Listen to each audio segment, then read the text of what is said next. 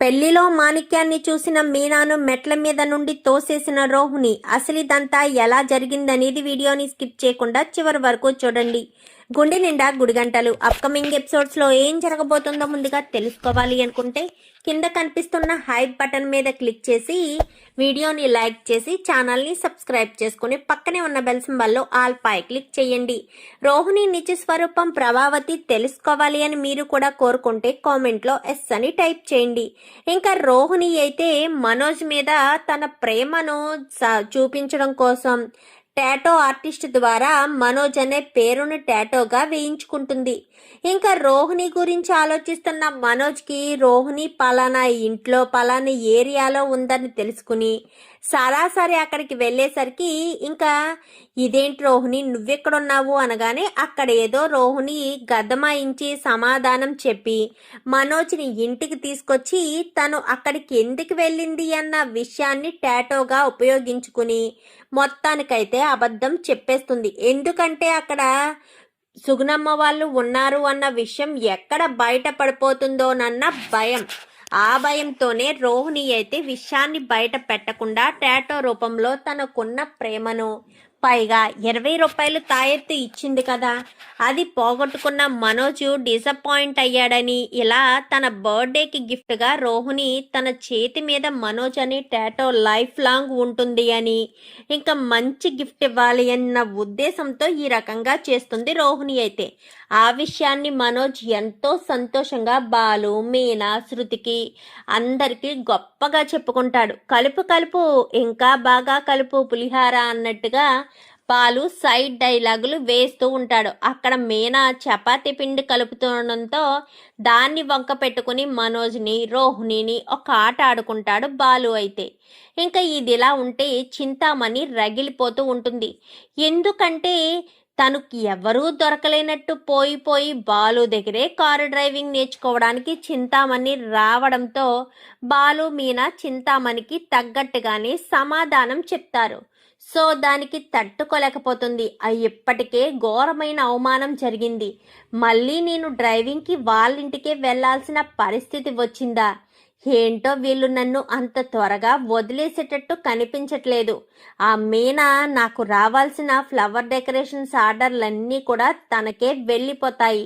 ఇంకా రేపటి నుంచి నేనంటూ ఎవరో కూడా కొన్ని రోజులకి మర్చిపోతారు జనాలు అని ఇంకా ఎంతగానో రగిలిపోతూ ఉంటుంది. ఇంకా చింతామణి అయితే ఏంటి మేడం అంత కోపంగా ఉన్నారు అనగాని ఏం చేయమంటావరా, భూమి గుండ్రంగా ఉంది అన్నట్టుగా డ్యాన్స్ స్కూల్ నేర్చుకోవడానికి నేను వాళ్ళ అమ్మ దగ్గరికి వెళ్ళానా, ఇప్పుడు డ్రైవింగ్ నేర్చుకోవడానికి ఆ బాలుగాడి దగ్గరికి వెళ్ళాను అనగాని అదేంటి మేడం పోయి బాలు దగ్గరికి కార్ డ్రైవింగ్కి వెళ్ళడం ఏంటి? అదే కదా నాకు అర్థం కావట్లేదు. నాకు ఎవరూ లేనట్టు వాడి దగ్గరికే వెళ్ళాల్సిన పరిస్థితి చూడు, మళ్ళీ అక్కడికి వెళ్ళి అవమానం పొంది మరి వచ్చాను అనేసరికి అవునా చూసుకుని వెళ్ళాల్సింది మేడం అని చెప్పాను. కానీ ఏమో అదే అర్థం కాలేదు నాకు అని చెప్పి ఇంకా చింతామణి కాస్త అంటుంది. ఇంకా మెట్టెలు కొనడానికి వెళ్ళిన కామాక్షి అలాగే ప్రభావతి ఇద్దరు కూడా మెట్టెలు తీసుకుని కామాక్షి ఇంటికి వస్తారు.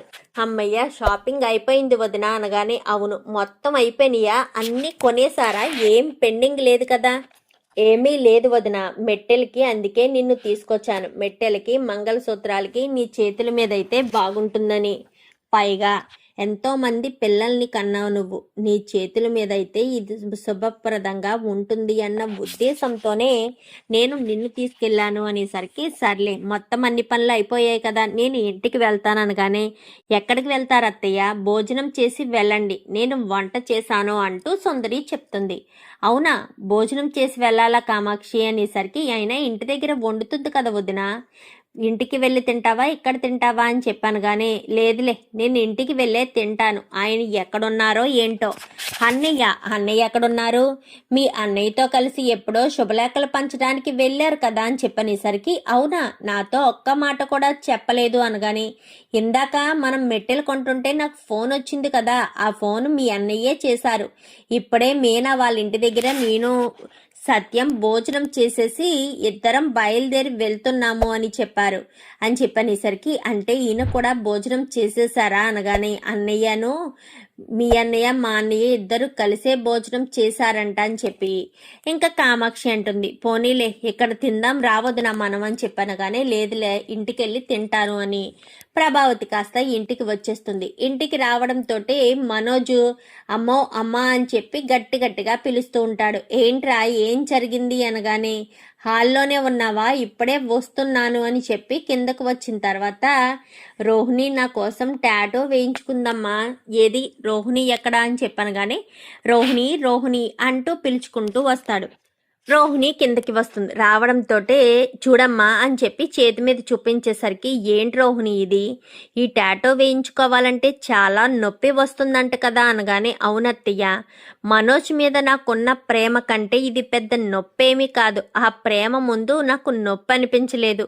వేరే వేరే డిజైన్స్ అయితే నొప్పి అనిపించేదేమో, పేరు వేయించుకున్నది నా మనసులో ఉన్న నా భర్త పేరు కదా, అందుకు నాకు నొప్పి అనిపించలేదు అంటూ ప్రభావతి ముందు ఇంకా రోహిణి చెప్పేసేసరికి ప్రభావతి పొంగిపోతూ ఉంటుంది. ఇంక ఇదిలా ఉంటే ఎక్కడికి వెళ్ళావమ్మా, ఉదయం నుంచి కనిపించలేదు అని చెప్పనేసరికి, అదే సుందరి కోసం మెట్టెలు మంగళసూత్రాలు కొనడానికి వెళ్ళాను, నాన్న కూడా లేరు అనగానే, మీ నాన్నేమో మీ రంగా మావయ్యతో కలిసి శుభలేఖలు పంచడానికి వెళ్ళారు, రేపే కదా పెళ్లి కూతుర్ని చేయడం, ఇంకా 2 రోజుల్లో పెళ్ళుంది అని చెప్పనేసరికి, అవునవును రేపే కదా పెళ్లి కూతురిని చేయడం, రేపు ఉదయాన్నే కొంచెం లేచి రెడీ అయ్యి ముందు మనం అక్కడికి వెళ్ళాలి, అర్థమవుతుందా, అందరికీ కూడా చెప్పాలి అని చెప్పనేసరికి, సరే అమ్మా అని చెప్పి మనోజు రోహిణి వెళ్ళిపోతారు. మీనా మీనా అని చెప్పాను కానీ, చెప్పండి అత్తయ్య, నువ్వు భోంచేసావా అని చెప్పాను కానీ, నేను అనగానే, నువ్వు చేసి ఉండవులే రా భోజనం చేద్దామనేసరికి, సరే అత్తయ్య అని చెప్పి ఇంకా మీనా ప్రభావతి ఇద్దరు కూర్చొని భోజనం చేస్తూ ఉంటారు.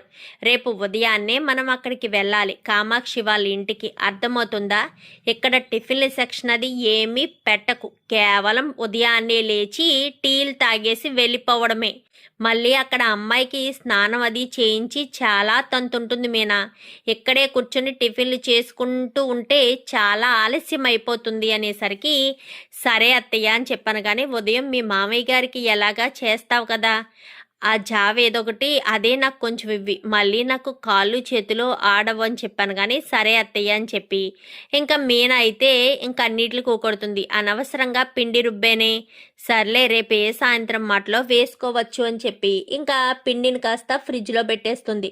ఏంటి పిండి రుబ్బనెట్టున్నావు అనగానే, అవునత్తయ్య, ఇడ్లీ కోసమని పెట్టాను, కానీ మీరు టిఫిన్ సెక్షన్ వద్దు అంటున్నారు కదా, వద్దు మీనా, ఆలస్యం అయిపోతుంది, టిఫిన్లు చేసుకుంటూ కూర్చుంటే ఇంకా లేట్ అవుతుంది, కామాక్షి రంగా అన్నయ్య ఇంకా రాలేదంటూ గొడవ చేసేస్తారు, అందుకే అని చెప్పనేసరికి, సరే అత్తయ్య అని చెప్పి మీనా భోజనం చేసి వెళ్ళిపోతుంది.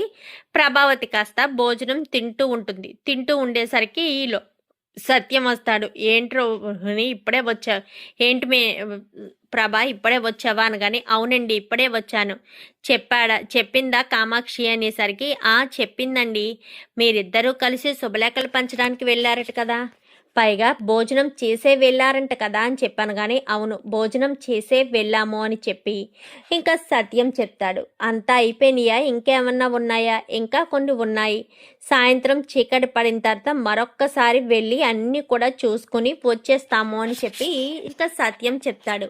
సరేనండి అని ఇంకా ప్రభావతి అంటుంది. ప్రభావతి అనేసరికి ఇంకా, సరే నేను వెళ్ళి కొంతసేపు పడుకుంటానండి అంటూ ఇంకా ప్రభావతి కాస్త పైకి వెళ్ళిపోతుంది. ఇంకా అలా వెళ్ళిపోయిన తర్వాత సత్యమేమో హాల్లో కూర్చుని ఉంటాడు. బాలు గబగబా వచ్చి, నాన్న నీకు విషయం చెప్పాలి అనగానే, ఏంట్రా అది అనేసరికి, ఆ చింతామణి లేదు, నేనా దగ్గర డబ్బులు దొబ్బేసిందే 9 లక్షల రూపాయలు, ఆ చింతామణి ఇప్పుడు ఆవిడెందుకు గుర్తొచ్చింది, ఆవిడ గుర్తు రావడం కాదు నాన్న, ఆవిడ ఎక్కడా లేనట్టు మన డాన్స్ స్కూల్ దగ్గరికే వచ్చింది, మన స్కూల్లోనే డ్యాన్స్ నేర్చుకోవాలని వచ్చింది అనేసరికి, నువ్వేమన్నావు, నేనేమంటాను, నేనేమీ అనలేదు, నేర్పిస్తాననే చెప్పాను, మీనా కూడా ఏ పని వాళ్ళదే వాళ్ళదే అని కూడా చెప్పింది, అయినా సరే చింతామణికి ఇక్కడ ఉంటే అంత నచ్చక నేర్చుకోను అంటూ మొహం మీద చెప్పి వెళ్ళిపోయింది అని చెప్పనేసరికి, ఎక్కువ ఎవరి దగ్గర మాట్లాడకూడదు బాలు, ఎక్కువగా ఎవరి నోళ్ళల్లో మనం నలగకూడదు, అలా నలిగితే అది అంత మంచిది కాదు, పైగా మీనా ఇప్పుడిప్పుడే ఈ ఫ్లవర్స్ డెకరేషన్ దాంట్లో పెరుగుతూ వస్తుంది ఈ బిజినెస్లో. మీనాకు కూడా ఎలాంటి దిష్టి తగలకుండా చూసుకోవాలి అనేసరికి అలాగే నాన్న అని చెప్పి ఇంకా బాలు కాస్త చెప్తాడు. బాలు సత్యం ఇద్దరు కూడా మాట్లాడుకుంటారు. మాట్లాడుకున్న తర్వాత రేపు ఉదయాన్నే అక్కడికి రంగమావి దగ్గరికి అవసరం. ఎవరు ఏమేం కావాలో ఏంటో చూడు, ప్రతి ఒక్కటి లెక్కేసి ఏమీ చెప్పకు అనగానే, నీకు తెలియదా నాన్న నా మనస్థితి ఏంటో అని చెప్పనేసరికి, తెలుసులే బాలు, నేను నార్మల్గా చెప్తున్నాను. మేము ఈవేళ శుభలేఖలు ఇచ్చేసాము, ఇంకొన్ని ఉన్నాయి, సాయంత్రం వెళ్ళి ఇచ్చేస్తే సరిపోతుంది అనగానే, సరే నాన్న, నాకు బయట చిన్న ట్రిప్ ఉంది, వెళ్తాను అని చెప్పి బాలు వెళ్ళిపోతాడు. ఇంకా మీనా కూడా, అమ్మ మీనా డెకరేషన్స్ అయిపోయాయా అనగానే, దగ్గరకు వచ్చేస్తున్నాయి మావయ్య, రేపు ఉదయాన్నే వెళ్ళి డెకరేషన్ చేస్తాను, దానికి సంబంధించిన పువ్వులే గుచ్చుతున్నాను అని చెప్పనేసరికి, సరేనమ్మా అని చెప్పి సత్యం అంటాడు. అన్న తర్వాత మరుసటి రోజు ఉదయాన్నే అందరూ కూడా రెడీ అయ్యి వెళ్తారు. రెడీ అయ్యి పెళ్లి కూతురు దగ్గరికి వెళ్ళేసరికి, వచ్చారా, రండి, నలుగు పెట్టి తలస్నానం చేసి పిల్లల్ని రెడీ చేయాలి అనేసరికి, ఇంకా తూర్పు ముఖంగా సుందరిని కూర్చోబెట్టి నలుగు పెట్టి, 5గురు ముత్తైదువులు ఉన్నారు కదా వీళ్ళు నలుగురు, అక్కడ కామాక్షి ఒకటి, 5గురు, వీళ్ళు 5గురు కూడా ఇంకా నలుగు పెట్టి తలస్నానం కాస్త మీనా చేయించేసి గదిలోకి తీసుకొస్తారు. తీసుకొచ్చిన తర్వాత ఒక్కొక్కరు ఒక్కొక్క పని. మీనా ఏమో చీర కట్టడం, శృతి ఏమో జడ కది ఏమీ రాదు నాకు అని చెప్పనేసరికి, అయితే అవి ఇవి అని చెప్తూ ఉంటే జడేసి ఇంకా ఫేషియల్ చేసి మొత్తం అన్నీ కూడా రెడీ చేస్తూ ఉంటారు. ఈలోపు కామాక్షి అమ్మ మీనా అంటూ పిలుస్తుంది. ఏంటి పిన్ని అని చెప్పాను. కానీ మీరు టిఫిన్లు చేయలేదనుకుంటా కదా, ముందు ఈ టిఫిన్స్ చేసేయండి, ముందు వచ్చిన వాళ్ళకి పెట్టు పిన్ని, మా ఇంట్లో వాళ్ళు తర్వాత అయినా తినొచ్చు అని చెప్పాను. కానీ తర్వాత కుదరదమ్మా, సుందరిని స్టేజ్ మీద కూర్చోబెట్టినప్పటి నుంచి ఎవరూ టిఫిన్లు చేయడానికి ఖాళీ ఉండదు, ఎవరి పనుల్లో వాళ్ళు బిజీగా ఉంటారు. ముందైతే నీకు శృతికి టిఫిన్ తీసుకెళ్ళు, రోహిణి రెడీ చేస్తుందేమో కదా, అయ్యాక రోహిణి తింటుంది అని చెప్పాను. కానీ సరే పిన్ని అని చెప్పి ఇంకా శృతికి మీనాకు టిఫిన్ తీసుకుని వెళ్తుంది. తిను శృతి అని చెప్పి శృతికి ఇస్తుంది. మేమిద్దరం తిన్న తర్వాత నువ్వు తిందువు కానీ, నువ్వు ఈ లోపు రెడీ చేస్తున్నావు కదా అని చెప్పాను. కానీ సరే మీనా అని చెప్పి ఇంకా శృతి కాస్త రోహిణి కాస్త రెడీ చేస్తూ ఉంటుంది. పెళ్లి కూతురుగా రెడీ అయిన తర్వాత ఇంకా ఒక పావు గంట ఉందనగానే తనకు ఒక గ్లాసు పాలనైతే తీసుకొచ్చి ఇచ్చి రోహిణికి టిఫిన్ తీసుకొచ్చిస్తుంది మీనా. రోహిణి కూడా టిఫిన్ చేశాక నేను టీ పెట్టి తెస్తాను అంటూ టీల కోసం వెళ్తుంది. ఇంక ఇలా పెళ్లి కూతురు హడావిడిగా ఇంకా అందరూ జోడాలు అంటే జంటలుగా అందరూ కూడా అక్షింతలు వేయడం, ఆశీర్వదించడం అంతా కూడా జరుగుతుంది. ఇంకా 2 రోజుల్లో పెళ్ళి అన్నారు కదా, పెళ్లి రోజు రానే వస్తుంది. ఇంకా ఉదయాన్నే అందరూ కూడా రెడీ అయిపోయి కళ్యాణ మండపం దగ్గరికి వెళ్ళి అక్కడికి కావాల్సినవన్నీ కూడా చూసుకుంటారు. పెళ్లి కొడుకు వాళ్ళు అంటే ఇక్కడ పెళ్లి కూతురు వాళ్ళే కదా జరిపించాల్సింది. సో ఇంకా ఈ హడావిడిలో ఉంటారు. అందరూ కనిపిస్తారు కానీ మాణిక్యం కనిపించడు. ఎవరి హడావిడి వాళ్ళది. కనిపించకపోయేసరికి మీనా ఒక చోట ఫ్లవర్స్ డెకరేషన్స్ చేస్తూ ఉంటుంది. ఫ్లవర్స్ డెకరేషన్స్ చేస్తూ ఉండగానే ఇంకా బాలు బయట ఎక్కడో ఉంటాడు. ఎవరికి వాళ్ళు హడావిడిగా ఎవరి పనిలో వాళ్ళు ఉంటారు. ఇంకా ఫ్లవర్స్ డెకరేషన్ చేస్తూ ఉంటే ఈలోపు డెకరేషన్స్కి ఆల్రెడీ ఇచ్చామని రంగా మాణిక్యానికి చెప్తాడు. డెకరేషన్ ఒకసారి చూద్దాం రండి అని ఇద్దరు కూడా డెకరేషన్ చూడడం కోసం వచ్చేసరికి అక్కడ రెడీ చేస్తూ ఉంటారు. అమ్మ డెకరేషన్ చూడడానికి పెళ్ళికొడుకు మేనమా వచ్చాడు అనేసరికి అవునా బాబాయ్ అనుకుంటూ వెనక్కి తిరుగుతుంది మీనా తిరిగేసరికి ఒక్కసారిగా మాణిక్యం కాస్త మీనాని చూస్తాడు. మీనా మాణిక్యాన్ని చూసేసరికి ఇంకా ఇద్దరు కూడా ఒకరినొకరు చూసుకుంటారు. నేను ఇప్పుడే వస్తాను అంటూ అక్కడి నుంచి కాస్త మాణిక్యం వెళ్ళిపోతాడు. ఇంకా మీనా ఇప్పుడే వస్తాను బాబాయ్ అనుకుంటూ వెనకాలే వెళ్తుంది. వెళ్ళేసరికి వెళ్ళి ఈ మాణిక్యం రోహిణికి డాష్ ఇస్తాడు. డాష్ ఇచ్చేసరికి రోహిణి ఒక్కసారిగా మాణిక్యాన్ని చూసి నువ్వేంటిక్కడ అనగాని నువ్వేంటిక్కడ అని చెప్పనేసరికి నేను పిలిచినందుకు వచ్చావా రోహిణి పాప, కానీ అక్కడ మీనా నన్ను చూసేసింది అనేసరికి మీనా చూసేసిందా, అయినా నువ్వు ఈ పెళ్లిలో ఉన్నావేంటి అని చెప్పాను. కానీ పెళ్లి కొడుకు నా మేనల్లుడే కదా, అని చెప్పనేసరికి అప్పుడు అర్థమవుతుంది రోహిణికి. ఇప్పుడు మీనా ఎలాగా చూసేస్తుంది, ఈ మాణిక్యాన్ని చూసేస్తుంది. ఇప్పుడు ఏం చేయాలి, ఎలా ఇప్పుడు ఈ విషయం బయట పడకుండా చేయాలి, మీనాను ఎలా తప్పించాలి అని రోహిణి తెగ హైరాణ పడిపోతూ టెన్షన్ పడిపోతూ ఉంటుంది. టెన్షన్ పడిపోతూ ఉండేసరికి ఏం చేయాలో అర్థం కాక ఇంకా రోహిణి అయితే ఏదో ఒకటి చెయ్యాలి అని, మీనా మీనా ఎక్కడికి వెళ్తున్నావు అనగానే అది మీ మామయ్య అనగానే, మామయ్య ఏంటి మీనా, మామయ్య ఏంటి, ఏమైంది అంటూ మెట్ల పక్కన నిలబడి ఉండి మాట్లాడుకుంటూ ఉంటారు. లేదు మీ మామయ్యని చూశాను అని చెప్పి మీనా రోహిణికి చెప్పేసరికి ఎక్కడ అనగాని, ఇప్పుడే ఇలా వెళ్ళారని అటు తిరుగుతుంది మీనా. ఒక్కసారిగా మెట్ల మించి ఒక్క తోపు తోస్తుంది. ఇంకా మెట్ల మించి పడిపోతుంది మీనా. అయితే పడిపోయేసరికి ఎదురుగా సత్యం వస్తాడు. అమ్మ మీనా అని చెప్పి సత్యం కాస్త మీనాను పైకి లేపుతాడు. అప్పటికే మీనాకు తలకు గాయం తగలడంతో కళ్ళు తిరుగుతున్నట్టు అనిపించేసరికి అమ్మ మీనా అంటూ సత్యం పట్టుకుని ఈ లోపు బాలుని, ప్రభావతిని అందరినీ పిలుస్తాడు.